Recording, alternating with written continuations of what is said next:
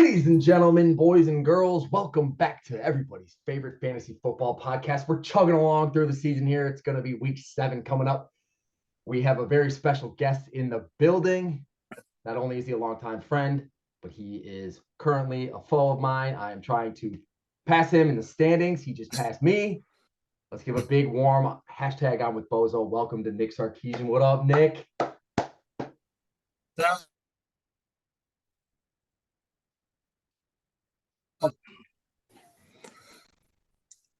There we go.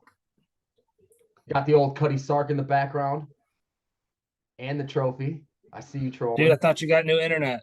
I did. I thought it was you. Nah, now you're good. Now you're good. Okay. Tight. Well, obviously, we like to get down to catching up with everything first here. How's everything been? How's life going?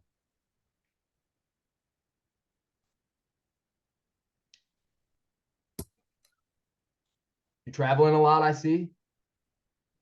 Yeah. Uh, dude, yeah, it says your network bandwidth is low. Maybe it'll freeze once in a while, but I don't, but Mine? whatever. It's good. Yeah, that's what it said. It just came across the screen. Damn, I thought I fixed that. Well, guess we'll just have to keep trying to roll Well, with punches. either way, traveling's good. I mean, I went down and saw KG earlier in the year. That was fun in February. We golfed 3 or 4 times. Trip was practically for free after I took all his money, but I mean, Hey, gotta love hey, that. I'm waiting on some no, back from but when he came up here. yeah, for real though, he's a good host. So if you can make it down there, it's always nice to go down in the winter. So Yeah, and then definitely. the wife and I went to Montana just after Labor Day, which was sweet. We went to Glacier National Park and did like 40 miles of hiking in 5 days. Damn, look at you, So Cuddy. dude, my feet were barking. I bet. I bet. That's what's up. No, but it was good. It was really good. It's so nice out there. I saw a lot of mountains. It's I like saw a pictures. Dude, it's like a different place out there. Like you're just driving and it's flat land, and all of a sudden it's like the biggest mountains you've ever seen. Damn, that's So sweet. another recommendation. Head out there if you can. There you go. There you go. And that leads me, Yeah. you were talking about golf. You've been playing a lot of golf this summer, I see. How's the game looking? What's the handicap? Oh, dude, if you ask this group here, bozos, they would say my handicap's like a 2, but Oh, I would say it's more between a 6 and a 9, pin seeking. probably. No, right now it's great. I wish the summer wasn't ending. I've been playing really well. I caught a little bit of a cold streak there in the middle of summer where I Me too. the last few rounds have been good. So maybe we'll try to get another round in before the end of the year. But Oh yeah. I yeah, mean, golf is definitely it is a year-round sport. You can play in Michigan if you take advantage of the nice days in the winter months. There are yeah, courses that are open all year round. It's wild. there is. It's Oh yeah, and wild. there's plenty around South Lions. So My buddy's played last 2 years. His New Year's Day has been playing golf. Like what? really, Yeah, wow, wild. that's How's sweet. Dave, Nate, Noreen? How they all doing? Family's doing good on that side. Yeah, it's funny. Talk about my dad and golf. Like when we were growing up, it was all baseball, all football, and now this guy can't get off the course, which is good. I mean, Yeah. Oh yeah. he needs to keep active, and because he's semi-retired, so Right. it's good for him. But dude, he went from probably a guy that was shooting the upper 90s, low hundreds. Now he's shooting in the 80s. Wow. So yeah, he can fire him, Yeah, and definitely. Is he still doing the airport shuttling thing on the yeah, he's still side? doing that. Yeah. That's what's But up. he's more of in the manager spot now, so he's kind of doing the dispatch role. That's what's up. Yeah, my dad So kind of helped him out for a little bit for a while there. yeah, so Cool. he's That's what's up. early. Congrats, I guess, to my brother. He's having his baby on Monday, Dang. coming up. Yeah, I knew he was So expecting. I didn't know it was that soon. That's yeah, awesome. him and his wife have been in the hospital for a while, just due to some complications. But the baby's okay, she's okay, Good. and now they have it scheduled for Monday. So Perfect. Love um, to hear that. exciting. We don't know if it's a girl or boy yet. They're gonna be surprised. Another Sarko in the world. Gotta love it. Yep, That's yep. what's up. All right. Well, sounds like everything's doing good on the home front. Now let's get down to what everybody came for, the old fantasy football in. Okay, at this point in time in the show, I like to give everybody a chance to talk about the league rule changes, what they like, what they don't like. We're focusing on the extra keeper that we got, the extra year for the keeper that we got, and taking away the defense. How do you feel? So I'm indifferent about the 3-man keeper. I feel like if I was in a really good spot, I'd probably love it. But since I'm in uh, I wouldn't say a weird spot right now, but not a great spot for keepers for 2024. I'm not a huge fan, but I could Makes sense. see. I would say if there was another vote on it, I'd probably say yes. Love But to hear that. I would just be like, I'd be like, damn it, why didn't I keep that guy? Or I was talking to Eric today, Huh, and me too. and he's like, and I'm like, I can't really make these trades. I need to keep guys for keepers. I mean, it is what it is. So it makes you think more. So I think it's more of an in-depth fantasy football rather than just an entire reset year after year. It takes a little bit more thinking. So that's Yeah, good.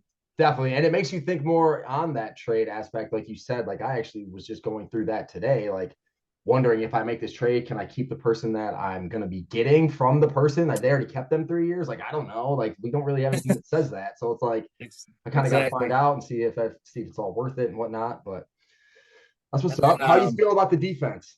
No defense. defenses, I love the fact, or I love having defenses.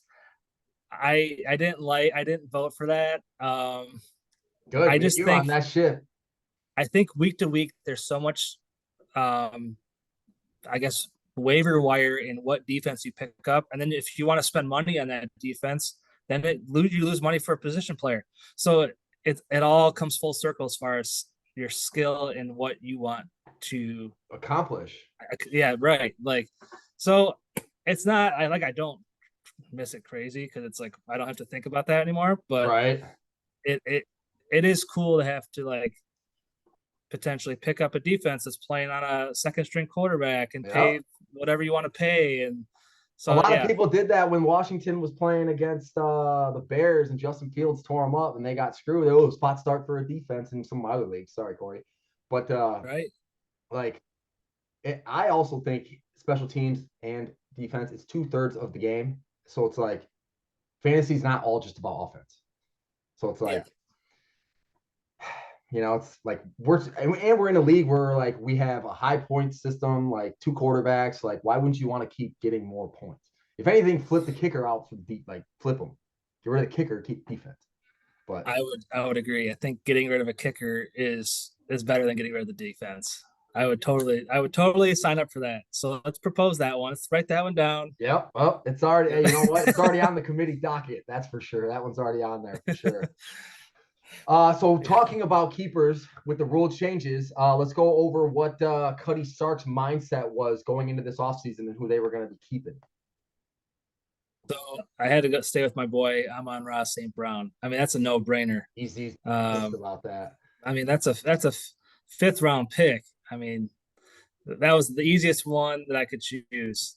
And then AJ Brown was another good pick. I mean, that's a third round pick. And I just felt with the 1 and 2 combo right there, that's a good start for your wide Oh receiver yeah, core. right. You And had a then good start there. my quarterbacks, I I wasn't going to keep a quarterback. They were drafted too Okay, makes sense. high. And Najee Harris was a first round pick last year for some reason, and that was no good. So I went with Mike Williams as an 8th round pick. Um, Smart. thought he was gonna have another big year with the Chargers, but unfortunately he's on the IR. He started So out pretty hot though. he So did. He did. the So thinking, the strategy was behind it, was there. yeah. So my thinking, knock on wood, because we still have another 8 weeks or 9 weeks of the fantasy season, is that Amon-Ra and AJ Brown, they really don't get hurt that often. So let's keep them as 1 and 2, and then keep another starter, Mike Williams. And That way I Hey, could focus elsewhere on the draft. yeah, running backs, quarterbacks, stuff like that. You won't even have to worry about wide receivers. That was my thinking going into this draft also this year. I like that. I like Yep. that. Yep. Okay. So bouncing ahead, we just finished week 6. You are currently 3-3 and in 8th place. On this show, you've been a very popular person to be put in the bottom 3. Clearly, you're not there, and you're making some strides. In week 6, looks like you had a matchup against the Muth is done. At the time, it was the Muth is Luth, but give me the thinking going into this week's matchup and what you were thinking to do with your running backs and your whole squad, I guess. I mean, at this point, in week 6, I really only had one major decision to make. Was either to start KJ Osborne or Rasheed Rice. The rest of my team was pretty much set, and then I thought Osborne being the number one with Jefferson out, he would be a good, I guess, a 1A and a 1B with Right. Addison. But Yep. and then I was like, Rasheed Rice, he's been getting the ball He more. has been. And so I picked up actually on week 5 in waivers. And so I went with Osborne. He started off so hot. He had 8.8 in the first quarter. And then he didn't see another ball the rest of the game. So I'm worried about that. A lot of mouths to feed over there. But yeah. But I kind of got lucky in the evening with Josh Allen having kind of an off night. Yep. Only got 17, kind of saved me. 25. Yeah. Oh, yeah. That's a big win, too, because So at the start, yeah, dude. Yeah, at the start of the week, I was like a 10-point underdog. I was like, hey, one guy needs to show out. One guy, and Josh Allen just somebody needs to just not do anything. So Amon-Ra got that touchdown early. I was like, hey, this might be okay. This might be all right. Yeah, he went off 30 points, doubled what his projection was for Amon-Ra. And then AJ Brown with an R20. I mean, a majority of your team overperformed their projections, and that's what it takes to win in this league. 100%. Yeah, I'll just put a PSA out there for everybody. Amon-Ra is probably not on the trading block, but I'm gonna need an offer that I can't refuse. Oh, you guys heard it here first. I feel like my phone's blowing up more about Amon-Ra than it is for work. I Wow. I'm telling you, it's hard to keep up. A lot of guys throwing some bobbers in the water out there, seeing who's gonna bite. Well, that's one thing I was gonna bring up today was I feel like this week is critical for just overall standings and who you're going to pick up and potentially trade, because the trade deadline, I believe, is on. Well, I know the NFL's Halloween. I don't know if we have it. Halloween is the. I think it's like week 8 or 9, maybe. What are we in 7? I think it's in like 8, 9, or 10, somewhere in there. Yeah. So it's a big couple of weeks here, and I know people are trying to jockey for a position and get players when they can. So, I mean, I think we have 5 teams at 3-3. We have 1, 2, 3, 4, 5 teams at 3-3. Yep. Yeah. So it's a big week, so it's big week on the waiver wire, big week in trades. We'll see. Big trade pending, currently going through the league. I don't know if you saw it yet today. I did. I saw it. That's. I didn't. I had to do a lot of research on that one, to tell you the truth. Yeah, I was like, I think it's a 5-person trade. Yeah, he's giving me 3, and I'm giving up 2. Pat Mahomes, Scary Terry, and Madison. Time for a veto. Jamar Chase and Justin Fields. I mean, we're a couple stars involved, a couple of role players involved. So I feel like it was pretty fair. I think the big thing is you hear Mahomes versus Fields, and you're like, that's not even close. But in fantasy, it almost is. Like, Fields racks up points and garbage time points. I mean, he did get 40 back-to-back, or 35 and then 40. I mean, I know he got 4 last week, but like, he's got potential. That's why I kept him. So yeah, no, I don't blame you. So as we're talking about this week, looking ahead to your week 7 matchup, you're playing one of your boys there, Rye Dog. You are a 9-point underdog from the hashtag I'm with Bozo Sportsbook. Give me the mindset going into this week. How much changes from last week?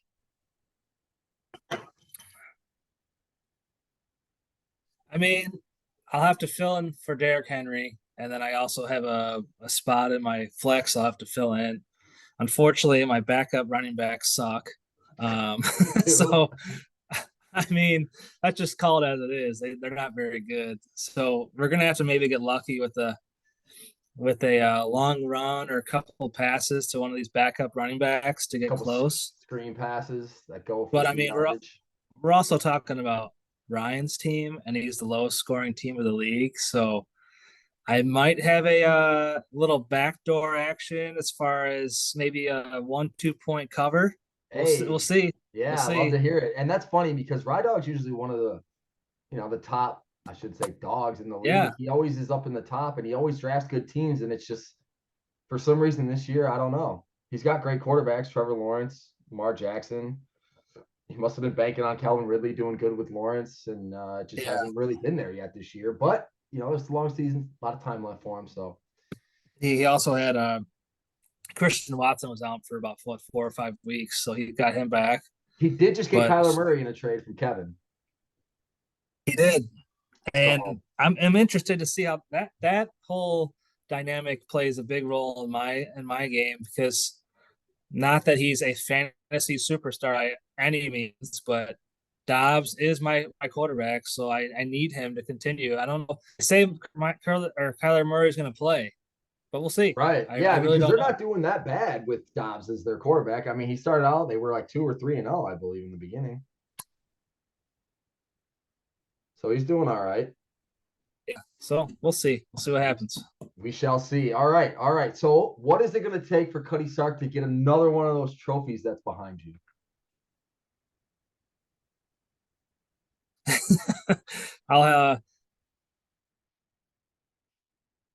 I think number one, no injuries. Amon-Ra, AJ Brown, Pacheco. Those guys can't get hurt. If they get hurt, I mean, that's a huge blow. I mean, 15 to 30 points, almost guaranteed a week from Amon-Ra. I mean, he can't get hurt again.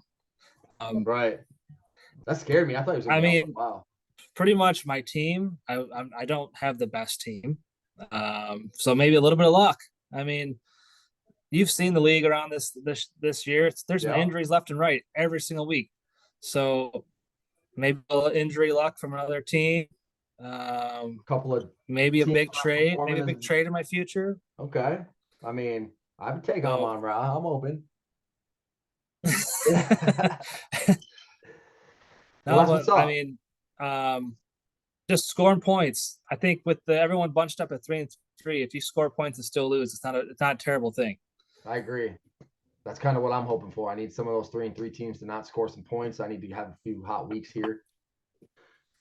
That's what's up. That's what's up. Okay, now I'm going to get to everybody's favorite part that's sitting in your seat. It's time for you to give me the top 6 of the hashtag I'm with Bozo League. Who's going to make it to the playoffs? Say that again, Grant. You're breaking up. Uh-oh. You're doing your top 6 here, baby. Who's making it to the playoffs? All right, top 6. Top 6, I would say Nick Bassett, a.k.a. Mike Balinchek, since Mike didn't draft his team. What a bozo move, but whatever. The old Brett Gaudreau move. Yeah. Yeah. I like Eric's team, as far as Eric's team being easy. Pollard Express, he'll be up there. Unfortunately, our bozo commish making the playoffs. We got to let him get in, just to get a little taste of the playoffs once in a while. Get out first round. Duncan, every year I feel like he's in the playoffs. I mean, he knows how to draft a team, even though he was sideways the entire night. But it's creeping back. He'll be there. And then I think looking at the standings here, I think Corey and yourself will make the playoffs. I mean, a little bit of I need some luck. Yeah, but you're still scoring, and it just takes a couple weeks, string a couple weeks together, and with your point total where it is, you got the tiebreaker, so you're in a good spot. Got to keep rolling. That's what's up. That's what's up. All right, now the old crawfish. Who's the bottom feeders? Three of them. I think Rydog finishes last. Um, he's going to be dressing up as a clown at the draft and feeding us beer. So I'll be there make this sure year, Molly. make sure you're there next year. Well, it's not my fault. You guys kept changing it, and then it just landed on a date that I couldn't do, and then I didn't want to switch it again. So I mean, Yeah, no big deal. but Hey, Igor said already, he's like, we're making it a date next year that you can do regardless of what people say, unless yeah, it's like the whole league. yeah. So We're tired of drafting while you're at softball. I know, right? Well, who knows if that might not even be a thing next year anymore. So we'll try to That's get all more right. back on the podcast game with softball instead of like Okay. playing, covering Okay. more stuff with that. So we'll see how that goes.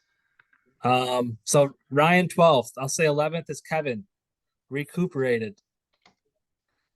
And then I'll just stick with the bottom three right now. Ely, the book of Ely. So Ely will stay right where he's at right now, 10th place. The old bottom feeders, ladies and gentlemen. You heard them here from Cutty, Sark. That's what's up. Now, for everybody that does follow along this show, we are located in the great state of Michigan, where sports gambling is legal. So we dedicated a segment to betting, which is called the hashtag I'm with Bozo Lock of the Week. So, little recap here. We've had 6 weeks of this already. We are currently 1, 2, 3, and 1, 2, 3 because my dumbass took San Francisco last week on the road against Cleveland -5.5, and that didn't hit. So, what does Cutty Sark think the lock of the week is this week? So, do we stay in the NFL or can we go college? You can do whatever you like. It's your show. So, I guess while I'm looking this up real quick, let me just make sure I got the correct spread because this spread has already moved between, depends on what book you look at, between 1.5 to 2.5 points. So let's see. Sounds like a barn burner. Let me look this up real quick. So on DraftKings right now, Michigan's -24. Ooh. And I think that's my lock of the week. I just think this game, in a rivalry game on the road. Yeah, this game screams a 37-10 victory, covered by 3. Even if the spread goes to 24.5, book it. I mean, he says, "Book it, baby. Ship the Dottie Peps." Let's be real here. Michigan State's offense is not very good, and no. But I honestly think Michigan State might score first, just like Indiana did, and they didn't score the rest of the game. So true. What was that, like 37 or something? Yeah. 37-10, Michigan -24, lock of the week. Ladies and gentlemen, you heard it here first. If you're betting, throw it in because you're gonna win some money. All right, Sarks, looks like we've gone through mostly everything that we need to go through. Do you have any other tips, pointers, opinions, anything you want to talk about? No, one thing, just I enjoy fantasy football with you guys. It's always fun every year, talking crap, getting together twice a year, draft party, after party. So it's always fun. I appreciate being on. Definitely. Looking I forward appreciate to you being able to do it. Yep. You know, I know we've been pretty good with the scheduling. Corey is the only one that hasn't been able to make it work. So I think with it being on more of a set schedule and on a set day, it kind of lets people look forward to knowing that if they get picked, they have to either try to make it work or whatever. So with that, it's time for you to pick who's next.